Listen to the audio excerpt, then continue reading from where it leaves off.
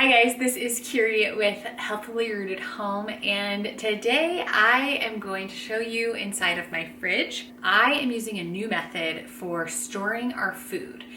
All types of food, leftovers, fresh produce, things like that. Everything is being stored now in mason jars.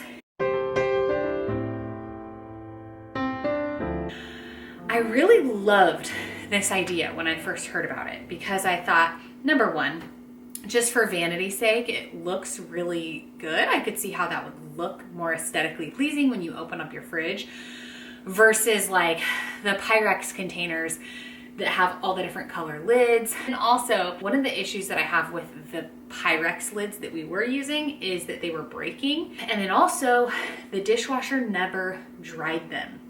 So I would always have on my drying rack and like on my kitchen counter, just rows of these Pyrex containers, and it just looks bad. And also I hated having to air dry them on the counter for so long.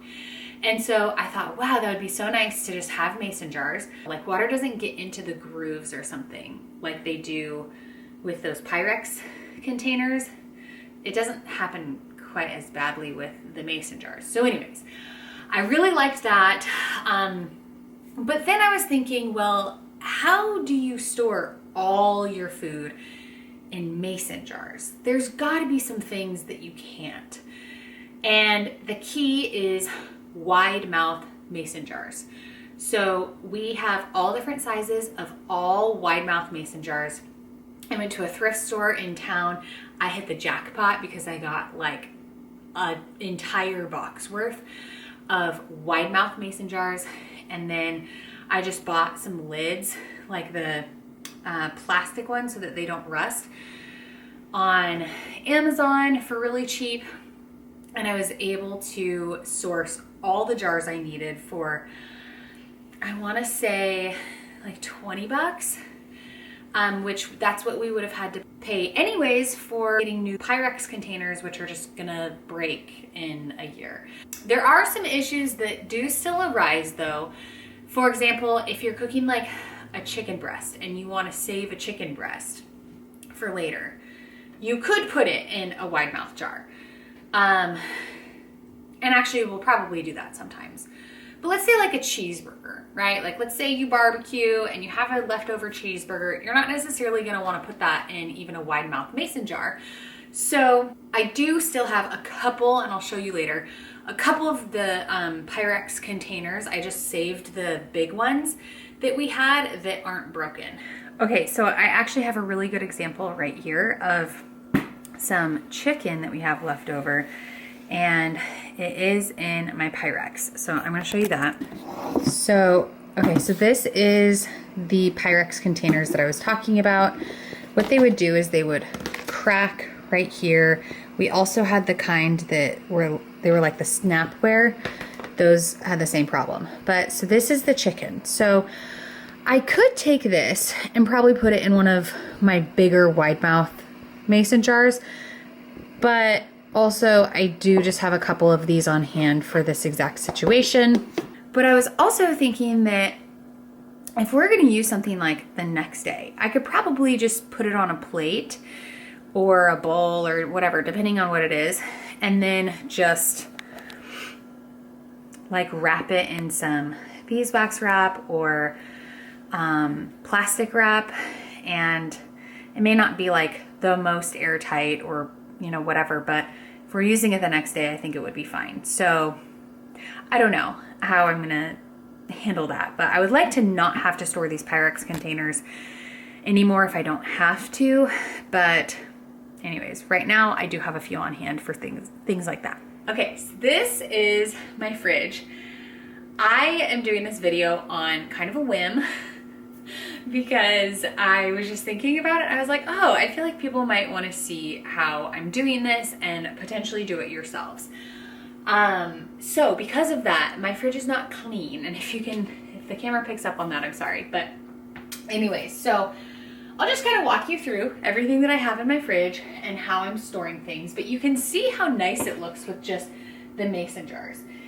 They fit better in the fridge because they're all the same shape and similar sizes. And so rather than like the Pyrex containers, we would have like the square ones and then the round ones and then all different sizes. And so it just made it hard to fit things in the fridge. This looks perfect. And another thing that I love about these is that I can see everything. Even though I had the glass Pyrex containers, the lids would sometimes block my view of what was actually in it. Whereas this, because they're the cylinder shape, the mason jars are, I can see absolutely everything in these containers.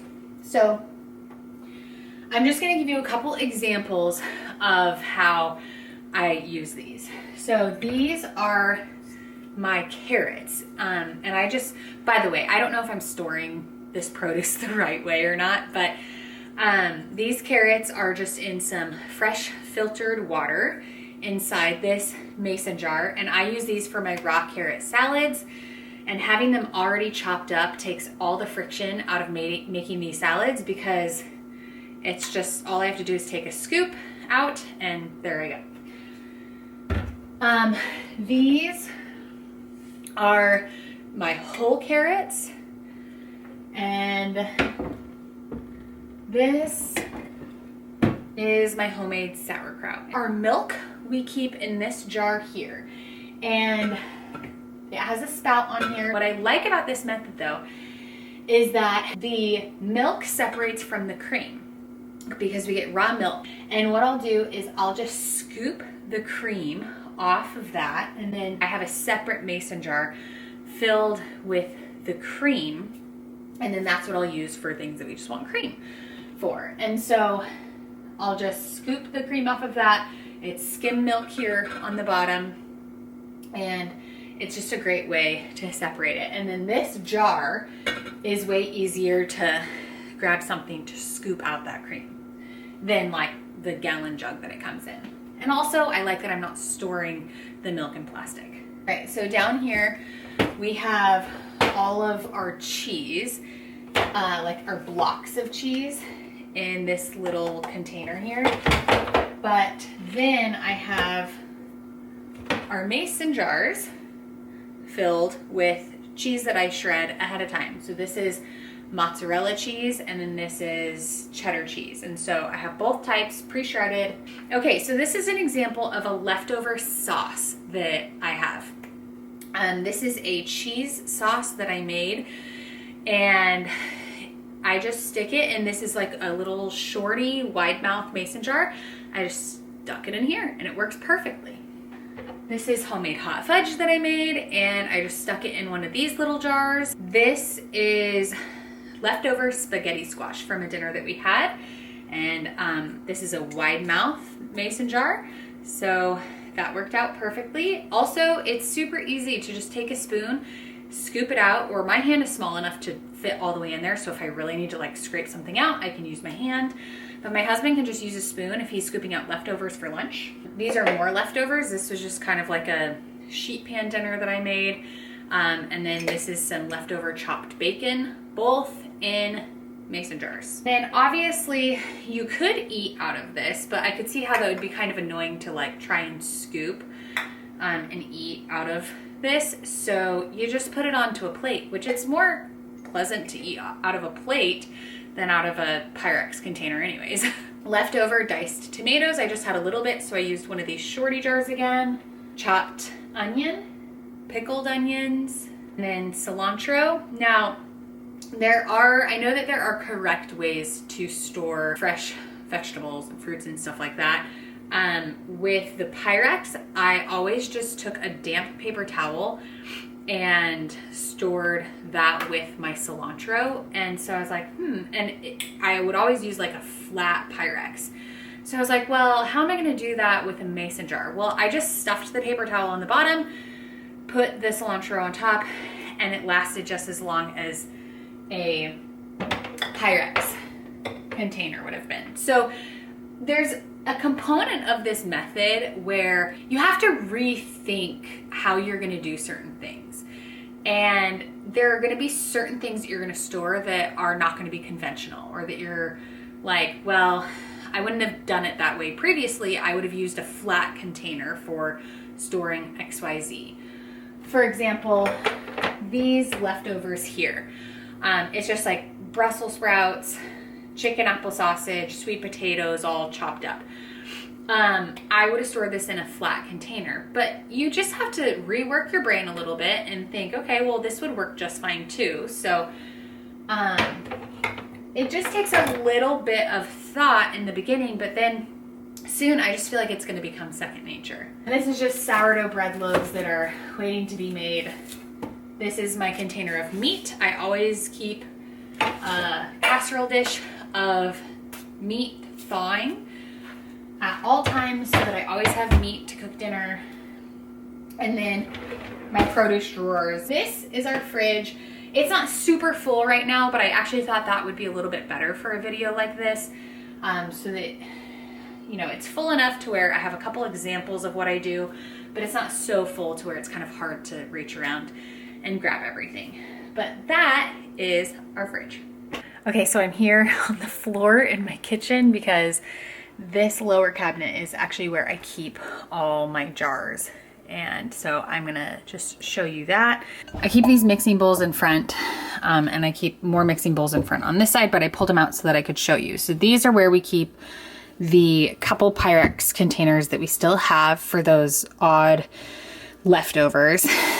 These I don't want to part ways with yet because these are like the compartmentalized containers that are like this snapware, and I do like to use these for my son because I can put 3 different types of snacks in there, you know, if he's gonna go be with my sister for the day, or you know, someone's gonna watch him for the day. So those are kind of nice to have still too. So that is my collection now. We have pared down everything else, and then these are all my jars. So for context, I can show you the different sizes that I have. So I have those 2. Okay, I grabbed this cheese sauce one out of the fridge. So I have these sizes right here. And then I have one more size, and that's the size that I kept my carrots, my chopped carrots in, which is like quite a bit bigger than this one.